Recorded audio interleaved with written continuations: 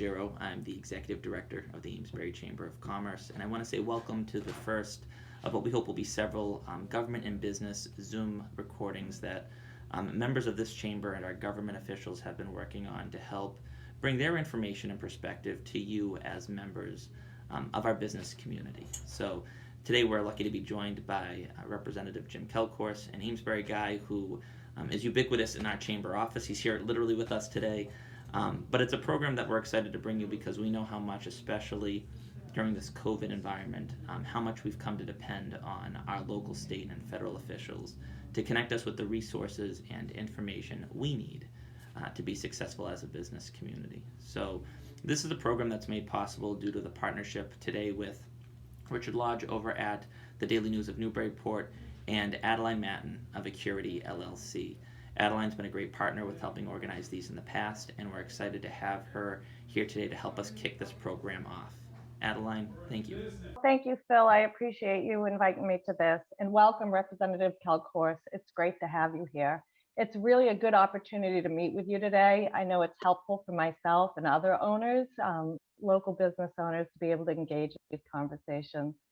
As Phil said, it would be great if we had the chance to meet face to face and have a larger meeting, but for now we'll continue on the remote platform, and it actually allows us to share the information with others who can't help it. So there's a benefit. I know there's several state and local topics that I'm looking forward to hearing about. And on that note, I'd like to welcome Richard Lodge, the editor of the Daily News of Newburyport. He's going to be moderating the meeting today. Richard, it's a pleasure to have you with us. So I will hand it over to you to get started. Thank you. Thanks, Adeline, and thanks, Phil, for having me.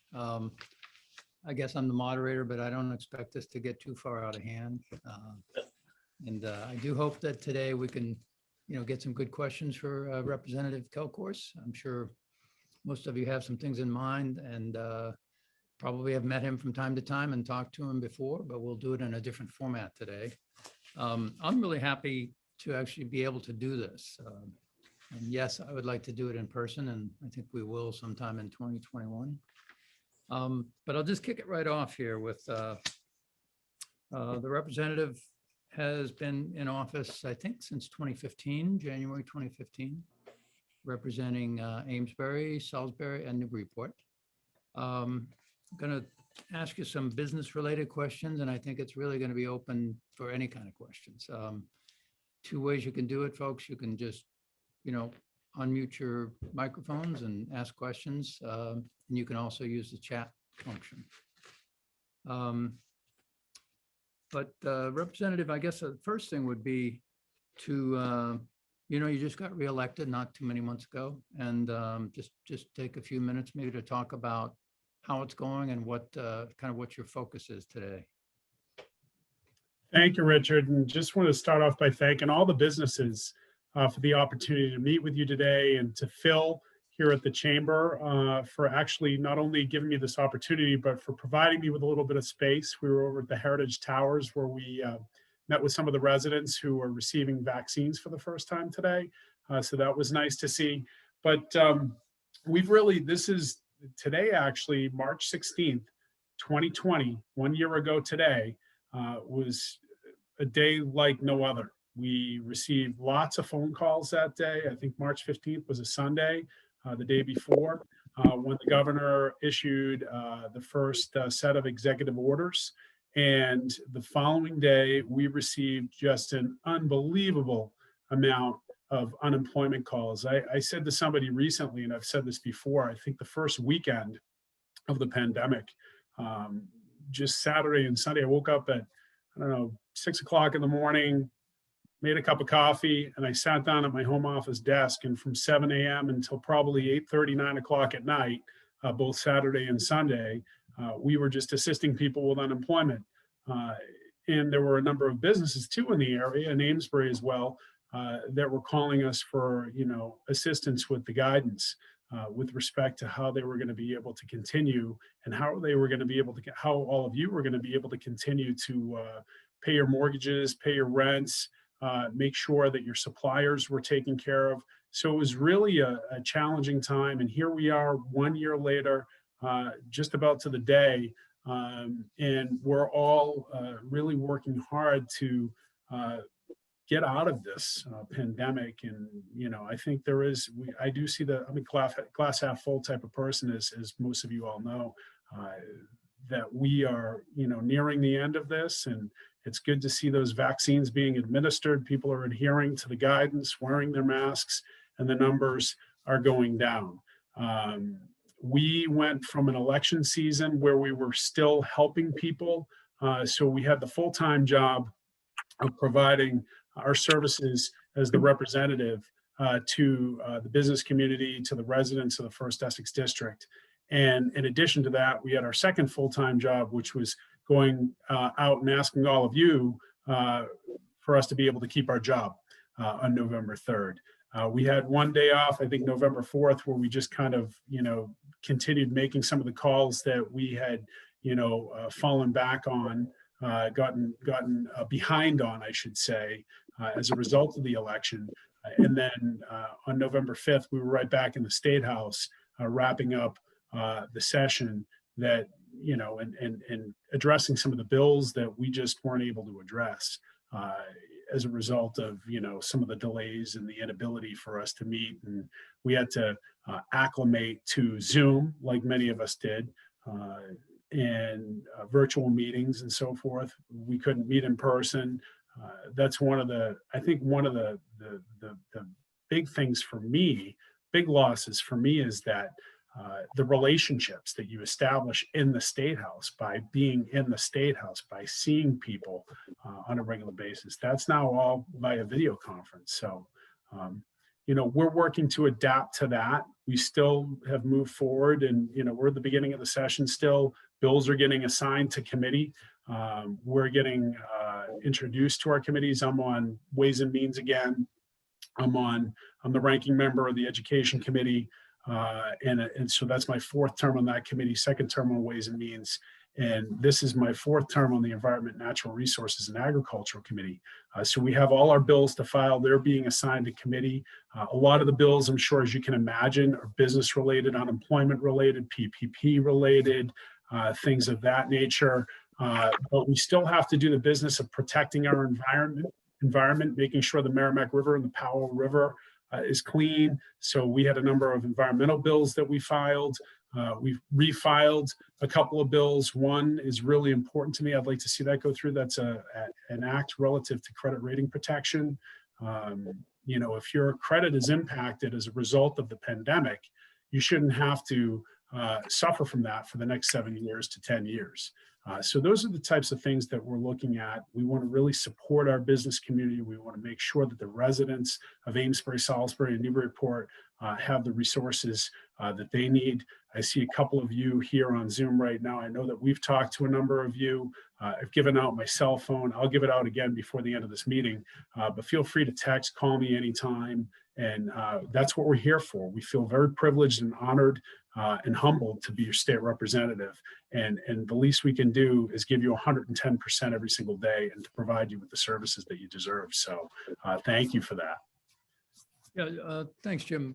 Just one thing along those lines, the House Bill 89, which I believe you and Lenny Mira both are big supporters of, that deals with help for small businesses and workers who are unemployed. Can you kind of go into, not too far in the weeds because there's a lot in there, but what are the high points of that? I think that's so. I think the biggest thing is a number of you have received PPP, and unlike the feds, the state was going to tax that as income, and a lot of people. We got a lot of calls from your accountants. Some of the accountants might actually be here joining us today. And they've since filed extensions on behalf of their clients. But the good news is that we voted last week in session last Thursday to treat that as a grant. So that's not going to be taxed as income. And we didn't want to further hurt or make businesses or people, sole proprietors, S corps suffer as a result of this pandemic. So that would have really hurt some folks who are those PPPs were meant to pull people, keep people afloat and not do the opposite. So that was, I think, a 155-0 vote. It was unanimous. And it's over, I believe, in the Senate, and perhaps we should be taking that up very shortly. So I'll be looking forward to seeing that. I think the appetite is to see that pass. So I don't think we'll have any issues with that. Can you talk a little, how far do you think that the state should go to help businesses that have been closed or really had to cut back services and customers? I mean, just how much can the state do to get people back on their feet? As much as it can. We are, small business is the backbone of America, is the backbone of the district that I represent. The worst thing that could happen is to see storefronts remain shuttered as a result of this pandemic. We want to open up shops. We want to contribute to the tax base. I've said this ever since I was a city councilor in Amesbury. I'll continue to say it as long as I serve in a public office, and even beyond that, is that the businesses are contributing very important tax dollars to the local economy. They're supporting our school, they're supporting our fire departments, our police departments, the services that the residents depend on and deserve. And they're not taking up, the costs of, educating the child. They might be using, the fire, they might be using the police, but businesses in the community, a healthy balance of business and residents is really good for an economy. Newburyport has a nice industrial park. Amesbury has nice industrial parks, and so does Salisbury. And those business in the industrial parks and the downtown areas really do a lot to support a healthy tax base. So we should be doing what we can to make sure that those businesses stay open. Mm-hmm. So a lot of people, maybe even some folks on this call, have been working remotely for the last year, maybe off and on, maybe the whole time. And, a number of employees live over the border in New Hampshire. What's your take on taxing the income of folks who really haven't been back in the office in Massachusetts, that they may end up working from home for the long term? So I know that's I think there's a little bit of communication going on back and forth between Governor Sununu in New Hampshire and Governor Baker here in the Commonwealth of Massachusetts. We haven't had anything that's come before us yet, but it'll be something that we would obviously take a close look at it should it come before us for a vote. But I know that there are some discussions that are happening right now. We haven't seen anything in the form of any legislation that's come before us, but that could be a possibility at some point. Do you have an opinion about that? So New Hampshire people, so if you're working in New Hampshire, if you're living in New Hampshire and you're working in Massachusetts, I think it's fair to say that if you're working in the state, that you play by the rules of the state in which you're working in. There's benefit to you as a person coming across the border from New Hampshire into Massachusetts.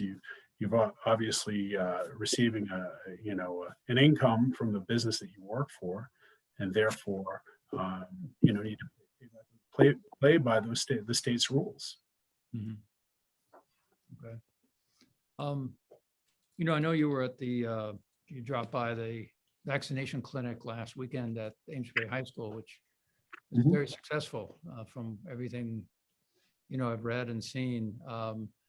But that's sort of a high point, I think, now that registrations are starting to get smoothed out and all that. How do you think it's going overall? Not just that local thing, but statewide. Are people being able to get access to signing up for vaccines? Is it rolling out the way it should be? I think it's great. And I said this yesterday. I had a discussion with Salisbury Television, Lance over there, and with Jack Morris, the regional health director, or the health director for Salisbury, and really just talked about how well things have been going. It's been a lot of work behind the scenes.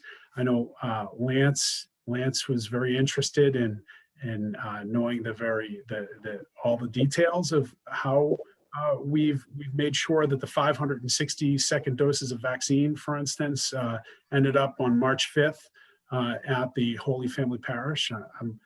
I will say that was it was a bit of a challenge that week, but we got it done, and it was a lot. It was because of teamwork. I can't emphasize enough how very fortunate we are to have great legislative delegation. Senator DeZoglio was a terrific teammate. I think the world of her.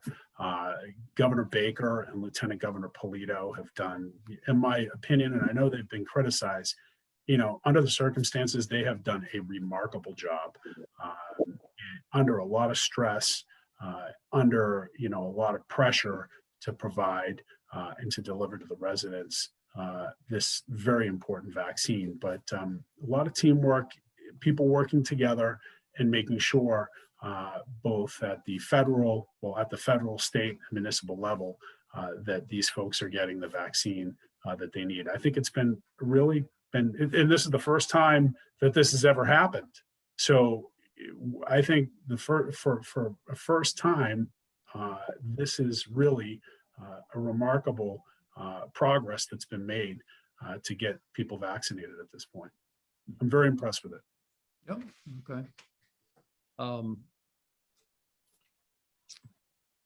What about the question of schools and getting everybody back in school by April 5th, and some pushback from, on both sides really, and teachers in some cases are very concerned, especially older teachers who may not have had access to the vaccine yet. Where do you stand on that? What do you think should be happening? I think for our business community and for our children's sake, and for our parents' sanity, we need to get the teachers vaccinated. I've said that all along. I said there's no reason why we shouldn't be getting teachers vaccinated, so we can get the kids back into the schools. We can get them learning. We can ensure that these two-parent households. I don't know too many folks who are just single income. They're the breadwinners, and one of the spouses stays at home. A lot of people, both people, in today's day and age, have to work to provide a household for the family. And I think it's very important not only that kids get out and socialize, subject to all social distancing and sanitation and so forth, but it's very important that we ensure, folks that they're going to be safe. And to get them the vaccine. And it's difficult because I know that it's been a supply issue. I know that the administration in Washington has been working very hard. The administration at the state level has been working very hard with the federal with the Biden administration in getting vaccinations to the areas where they're needed most. But I think it just goes without saying that we got to get the teachers vaccinated, and it's good to see that that's happening. I was in Amesbury, as you had indicated earlier, over the weekend, and of the 200 volunteers, many of them were teachers, and as a result of donating their time, they would get a vaccine. So looking forward to the schools reopening, looking forward to getting our kids back into school, because I know that they're eager. Their minds are ready to soak up some information and socialize with their classmates.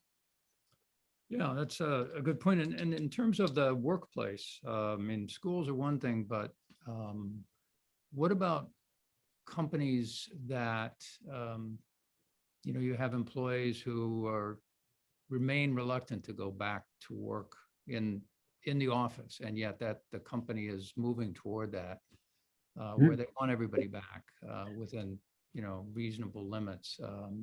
What about unemployment for people who just don't want to do that? Well, we need to provide unemployment. We need to replenish the unemployment trust, because right now it's significantly, been depleted as a result of the pandemic.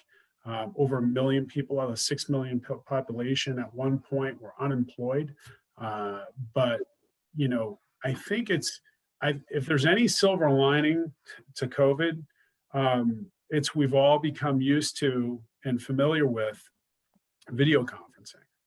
And it's made it great for folks like myself I'm one of the dinosaurs that likes to go back, still likes to go physically be in Boston So I can walk down the hall and I can get printed out a report or a summary of, some of the matters that we're dealing with. There's no traffic, or there is starting to be some now. But I think we've realized that we can do a lot via the internet. And going back to schools, we really, I think, should take a closer look. And one thing that I've learned is the importance of investing in our infrastructure and the schools. So if you have people with, who are immunocompromised, they can learn still from the home, just as if they were sitting in the classroom. And I think we're going to see advances in technology. And I think you're not only just your delegation here, but your legislature and your elected officials are really in support of that, to making sure that we can, provide those types of means and by which people can work and be educated. It's come a long way. When I was getting my MBA, I did a visiting semester at Bentley University. I graduated from Villanova, graduate with my graduate business school. But when I was at Bentley, we did the model for the distance learning. And then when I went back to Villanova, we kind of launched what we did because they were working on it too. And that distance learning has really come a long way in the last 21 years. It's amazing.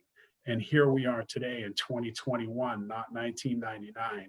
And we've just made such an advance in technology, and there's an ability for us to communicate. I mean, I've got family all over the world because my mom's from overseas. And the fact that I can communicate as if my cousin who is in Melbourne, Australia, is right next to me is pretty amazing. So I think we're going to really harness that technology and use it to our advantage for both employment purposes and education purposes. You raise a good point there. There's been a lot of discussion lately about local government continuing to have the public participation through Zoom or whatever the format is, because it has allowed some things like ZBA hearings and things proceed, city council meetings. So there's been a lot of talk about letting that continue if you can sort of manage the technology of it. But what about the legislature? I realize committee meetings are generally closed, but has there been any discussion about, having this technology as a way for people to be able to tune in more frequently and easily with legislative matters? I think that's a great question, and I'm very much in support of that, because you want to be as transparent as possible. The worst thing you can do is give the electorate the impression that you're trying to hide something from them. You want to be open, and you want their input so you can make better decisions. And I think we're moving in that direction. I know that right now you can view live, because a lot of my committee meetings, we have to actually put in a request. So if for Ways and Means, for instance, I want to be there physically in room A1 at the State House, then I have to wait my turn to be in there as a legislator, and I'd represent maybe some of the other members or take a turn as other members participate. Whereas a year or a little more than a year ago, prior to the pandemic, as you know, we were all there in person and the public could all crowd right in. I think we're not going to be able to do that anymore. It's going to be a while before we do that. And I think people are going to be concerned as a result of their experience over the course of the 12 months with cramming in like a bunch of sardines into a room for public testimony on, a particular bill. So we're going to probably see more of a movement towards providing things virtually, but I think it's going to be investment in infrastructure. At the end of the day, it all comes down to money. Right. I mean, Scott makes a good point in the chat, just that participation in local government meetings has really gone up because people can sit down at the kitchen table or wherever they are and log in, watch a meeting, listen to the meeting, participate if there's that opportunity. And it could continue, and it's probably gotten a lot more people paying attention to what local government is doing because they can get better access. Yeah. Let's see what else. I was just reading the comments here. Again, this is open for you folks. I got my own questions, but I certainly want to hear everything you want to know. By the way, if you haven't been to Avidia yet, you've got to get over there. Antoinette has some of the best chocolate around. We've known each other since kindergarten, so she's a good friend and a great addition to this business community. Let's not forget those scones. So those are worth mentioning without a doubt. I get those every Saturday and Sunday morning. Let me ask a question here. This is maybe a little bit of devil's advocate thing in terms of a local issue that I think is really important to taxpayers, but very important to beach residents and property owners. We've seen this year so far major concerns over Salisbury Beach and out of Plum Island on the Newburyport portion, just some of the massive erosion concerns that have happened. And a real plea to local and state and federal officials to help us keep the ocean at bay. And, what can we do there? I know that there's efforts to, especially on Plum Island, to try to help the folks on Reservation Terrace. But I'm just curious of your view of it as it stands today. Well, as you know, the big draw to this area is not only these wonderful downtowns and the history of the communities that we all enjoy, that we're drawn to, otherwise we wouldn't be living here, and all that this area has to offer, including the Merrimack River and the beaches, and maintaining that beautiful coastline that we have is so important, just not only for us in our own lives and, being able to bike to the beach or walk down to the waterfront, but to draw in tourists from other areas, other parts of the state, other states who are going to come here and spend money, who are going to come in for a quick workout over at Megan Kinsey's bar studio, or they're going to go for, stop into the bakehouse next door, or go over and see Antoinette. It's so important to draw other people into this area who are going to continue to enjoy it as much as we do. And when they come here, like my college roommate who moved up from Connecticut and resides now in this area, they're drawn to that beauty and the beaches, and they're concerned. They express concern because the friends that they make, their neighbors, are now some of those people who are on the coastline. So there's a lot of different moving parts to this. You have those who say, well, look, that's the beach, we shouldn't be spending money, they know better, but some of these houses, some of these homes have been there for a long time. We have a dredge project that is soon to be underway.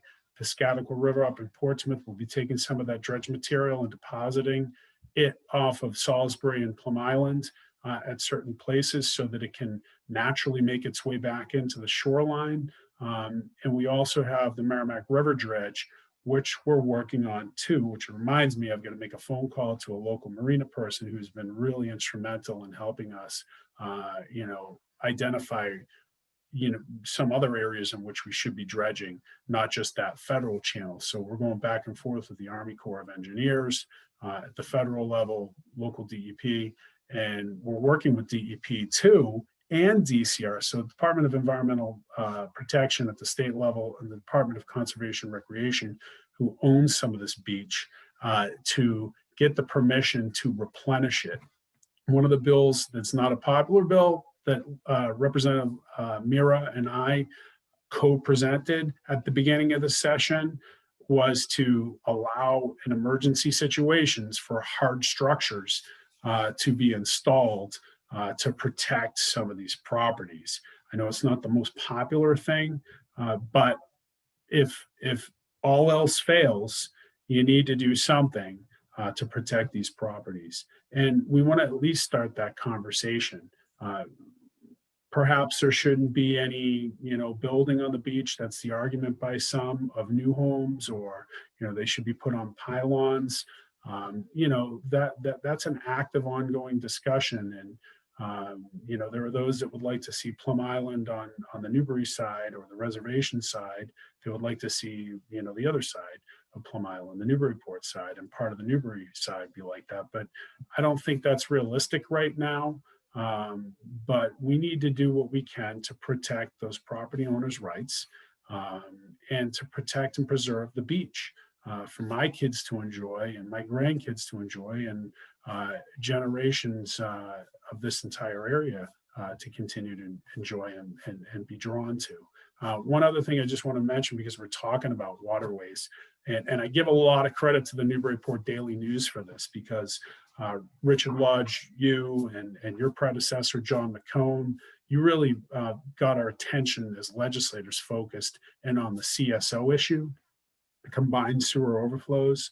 I remember, because I grew up on the river, I remember, backups into the family property, and I remember when the river was a lot dirtier.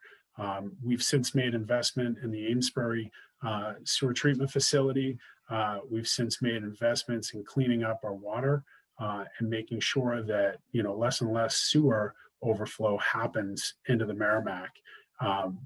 Representative Mira and I did file a bill to take a closer look at what the cost of updating all that infrastructure is going to be. Because ultimately we'd like to eliminate it all, modernize everything, and make sure that we don't have any more sewer spills into the river. But another thing we got to look at too is the PFAS, because those are forever chemicals, cancer-causing chemicals, things that are part of the ingredients of the nonstick pans, for instance, that make their way into our water systems and affect our health long term. So, that's really been a big focus of ours. Beach, keeping the Merrimack River clean, because it is just a wonderful area. Richard, you were there to greet me on Plum Island and the others when we arrived in August 2019 after our 117-mile kayak trip. I thought I was there to help rescue you when you couldn't make it to the beach, but when I got stuck on the sandbar on the Joppa Flats with the northeast wind coming in and the waves, and that was interesting. But it was a great journey, and really, a lot of thanks is due you for getting us interested in all of that. Sure. We have some questions coming in here. Tracy's asking about what initiatives there are at the State House to help nonprofits, which we all know have been really seriously hurt by performances and events, in-person events being affected, and all sorts of nonprofits. So what's happening at the State House for them? We budget for a lot of those organizations. Each and every year we come up with, as you know, the H1 and H2 in the second year of the session. We come up with, there are line items in the budget to support nonprofit organizations. And we also advocate individually as individual members of the legislature for our districts. I know that Pettingill House is a big favorite of mine. So is our Neighbors Table. These are very important organizations. Other organizations, I'm just coming up with some examples of organizations that do a lot of good for the people in our community. Jeannie Geiger Crisis Center, especially now, you're dealing with people are suffering as a result of this pandemic. A lot of people have cabin fever. They've been locked indoors. Unfortunately, there are domestic situations. People are feeling the financial pinch and therefore pressure, and they react in different ways, sometimes not for the best. And these organizations are so important to be there to provide services that people so desperately need, especially during times that they've never experienced before. I can't tell you how many folks we've spoken to who are looking for food assistance. That I've been blessed in that I've never had to, worry about where my kid's next meal is coming from. But there are those families that do. And coming from two parents who both, grew up struggling, my mother and my dad, and the stories that they tell me, I can't even imagine what it would be like to go hungry for the night. So we want to make sure, and because they made sure that we never did, and based on their own experiences.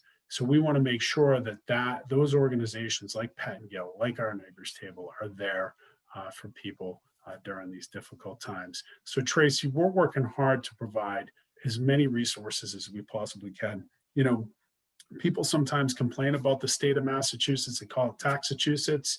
Well, I find it, you know, that a lot of those people that sometimes complain about the high costs here also are glad that they're here, residents of this wonderful state, because of the services that we provide to so many people, unlike some other states in the country.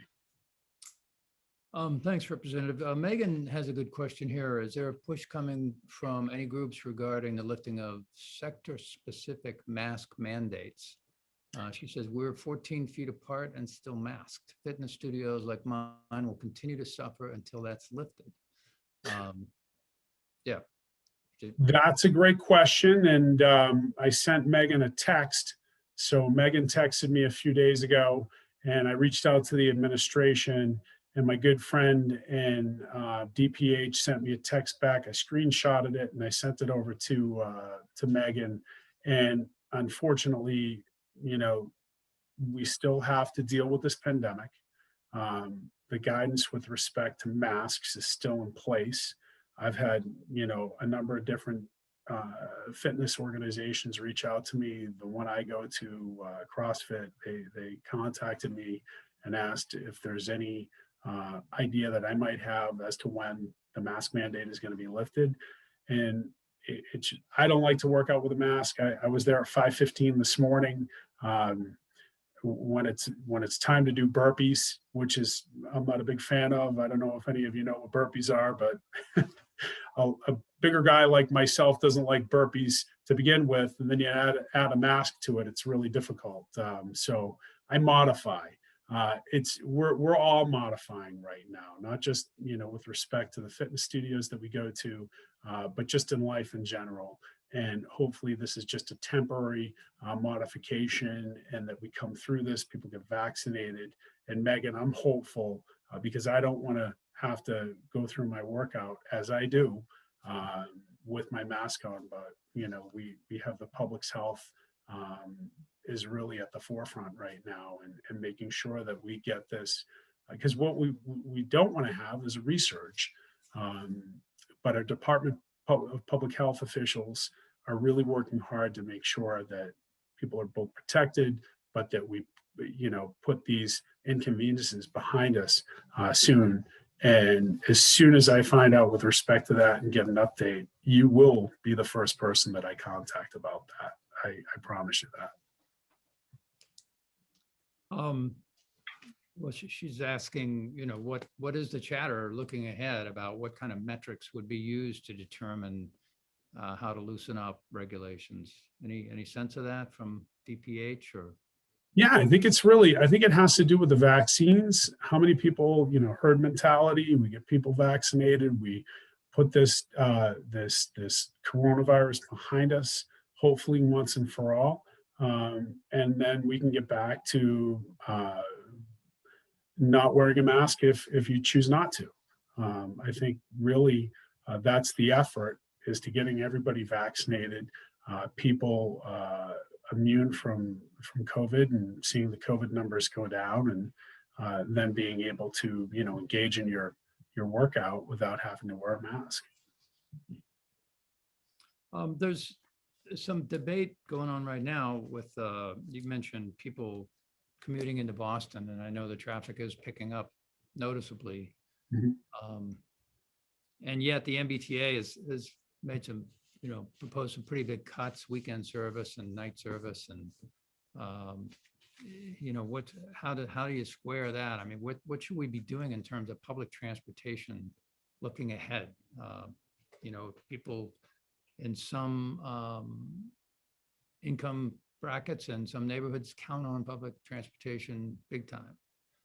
Oh, absolutely. You know, again, talking about, you know, having family overseas, when we go overseas, it's rare that I rent a car unless we're going up north to visit other family.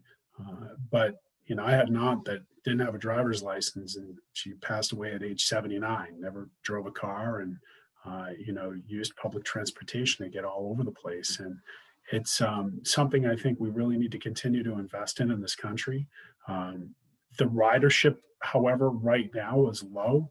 And I'm glad you brought this topic up, because I'm due to call back a constituent, actually several constituents whose children commute to school using the commuter rail in Newburyport.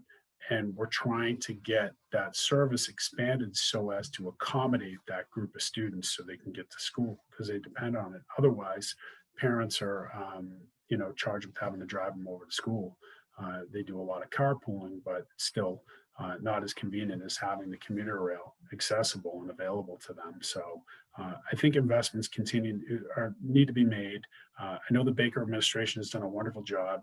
Prior to the pandemic, I used to bring students in, and as part of the tour, we bring them into the governor's office, and the governor has a piece of cable on a plaque in his office that they removed from the transit system, the T system.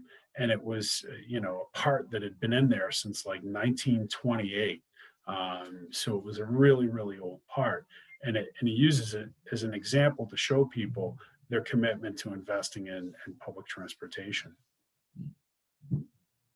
Okay. Any other questions from folks? Open forum here.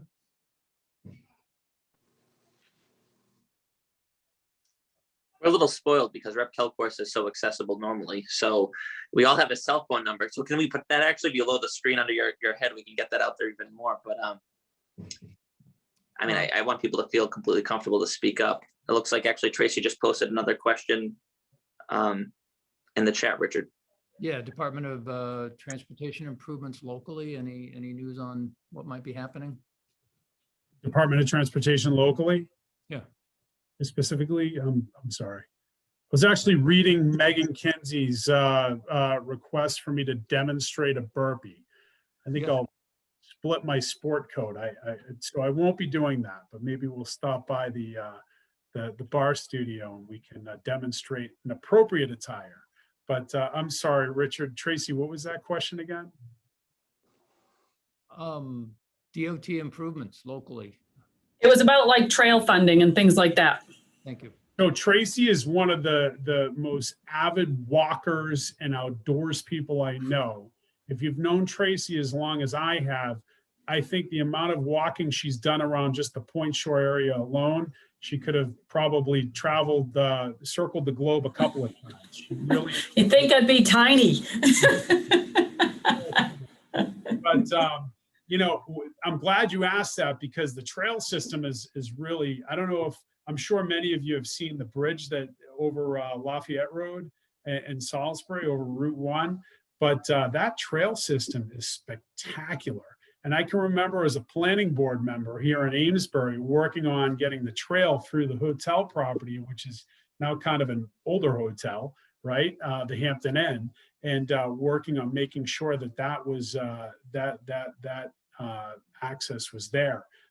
So yeah, the trail system's great. We're constantly, Tracy, advocating for continued investment in our trails through the Department of Transportation and other little pockets within the budget where we're able to grab some money for that purpose. Jerry Klima, as you know, has been just a tremendous advocate of the trail systems, and having that over the bridge. I remember one of my first bills that I filed was on behalf of the kids who wanted to name the south span after Whittier and the north span of the new bridge over after Garrison, and it created quite a little bit of a, there were some folks that weren't too happy about it. So the compromise was naming the shared use path after Garrison, which I thought was fantastic. So now we have that wonderful Garrison shared use path over the 95 bridge to connect the two communities. And springtime's almost here. We got a little taste of it on Thursday and Friday of last week. And then we got that Arctic blast again. So there isn't too many people out riding their bikes. We have those who are really committed to running and being outdoors that do it regardless of the temperature. But I'm not one of them. And but I will be looking forward to getting out there with the bikes and enjoying the wonderful trail system that we have. Thanks to people like you, Tracy, and people like Jerry, who are committed to ensuring that we have that here. When are they going to open that bridge over Lafayette Street up there? I think it's still closed, right? Late spring. Yeah, that's you know what, boy, what a great new part of the trail system that is. Yep. Okay, I think we're, unless there's more questions, what did we miss, Representative? What should we really know leaving this Zoom session about what's going to happen for businesses locally? I think you know, we're as good as the people that we represent, right? So the people, and I've been lucky to have a fabulous district. I really have. I learned so many new things each and every day from our business community. From the people that reside here on the First Essex District, continue to communicate with us. There's a reason why I give my cell phone number out, and that's because, number one, I think being a public servant, you need to be accessible to everybody and remain committed to making sure that, you know, their questions are answered, and if they have a problem that they can accept, they can contact you. Access. So feel free to reach out to me, continue to communicate with our office. Sometimes we get a little bit backlogged, but we will get back to you. I apologize if that has happened. It's not often, but it does happen, but we will contact you back. And my cell phone number, if you want to send me a text, if you want to call me, is 978-590-7673. And I have a wonderful legislative aide. She is from Newburyport. I know, Megan, you're from Newburyport, so that's okay with you. But Courtney Ryan is fabulous. And we have a district office so that it's accessible, so that people, especially prior to the pandemic, didn't have to go into the State House, especially those folks who are elderly. But we want to be accessible. So we're located in right downtown Newburyport, next to the post office, across from the Mission Oak Grill, 23 Green Street. We're in our 7th year now in that district office that we rent. And the number there to the office is 978-465-1777. And you can also email me anytime, james.kelcourse@mahouse.gov. And Phil at the Chamber, who has been, by the way, remarkable addition to this community. We're going to get him to move here. I know he's not from the town, but he's part of Amesbury, and we're going to keep him here. We want him to stay because his outreach, his communication level has just been second to none. And that's what we really need in a chamber director. He has all of my contact information. Phil, please feel free to share it with anybody. So Richard, I think the most important thing is to just keep the lines of communication open, and we'll continue to do the same. That's one of the reasons why we post so much on Facebook. Follow us on Facebook, follow us on social media. If you have questions, reach out to us. Don't be afraid. We're here to serve you, and we're really honored and privileged to be able to be your state representative. And I say we because I couldn't do it without Courtney. She's a terrific person and truly a tremendous asset to this district and to the Amesbury business community. Okay, well, thank you, Representative Kelcourse. We appreciate your time today. I'll hand the ball back to Phil. Thank you. And thank you, Richard, and to Adeline. This is a program that we can't have if it wasn't for the fact that the representative is always, so willing to come onto these calls. But really, Adeline and Richard, you both have been really great partners with helping make this a program that is accessible to our members who can't necessarily jump on in the middle of the afternoon. So thank you. Thank you both for doing this. And thank you to everyone who signed in. You know where Pam Gilday got that great view, by the way. She's my neighbor, our District 1 city councilor here in the wonderful town of Amesbury, or city of Amesbury, but she's got a great view on the back, and that can't be Monroe Street. even though we all love Monroe Street. If only, if only. Well, thank you, everyone. And we'll make this available within the next couple days. So otherwise, enjoy what looks like a nice day so far out there. And thanks for signing in. Thank you, everyone. Thank you. Thanks.